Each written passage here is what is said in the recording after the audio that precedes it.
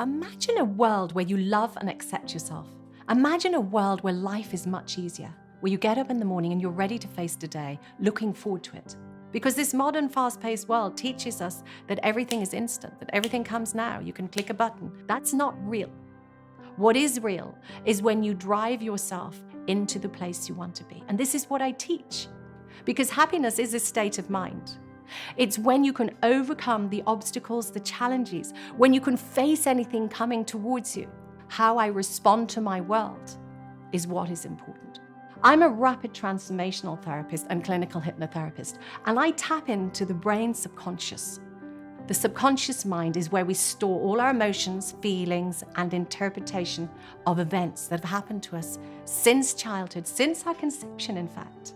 And you can take charge easily and effortlessly, just with a bit of determination. And everybody's got determination. The brain is a plastic organ. It learns, it changes shape, and you can create a new neural pathway within seconds of a thought. The brain is a little bit like a muscle. If you've got a muscle that's atrophied and it's not plump and functional, what do? We head off to the gym. So for the brain gym, we inner size. We simply exercise the same thought over and over again into the subconscious mind. This is about you participating in your own transformation. You don't need months and months and months of talk therapy for this. What you do need is repetition and consistency. None of us are powerless. We're taught that the expert is outside of us. That is not the truth. Simply, we can be the architect and we can achieve a reality that leaves us feeling content, leaves us feeling at home in our own bodies, leaves us feeling that we're capable of facing anything. And let me tell you, I've not always been in this space. It has not always been part of my story, my life. Up until recently, my life had always been a struggle, a dysfunctional childhood. Then my closest brother, Dominic, died of cancer at 28. Just 18 months later, my new husband died in a tragic accident. I was 6 months pregnant. Somehow, call it the drive just to stay alive, I kept going. But then to top it off, I was diagnosed with an inoperable brain tumor that I was told would kill me. So I began a search to find someone who would give me the chance of life. Eventually, I found that surgeon. He told me that if I lived, I would be left paralyzed on one side. It was the only chance I had, and I took it. I was paralyzed, in essence. I was left-sided hemiparesis. I couldn't really do anything for myself. I developed a sense of anger, a drive, an energy. It came from deep within me, which was, no way.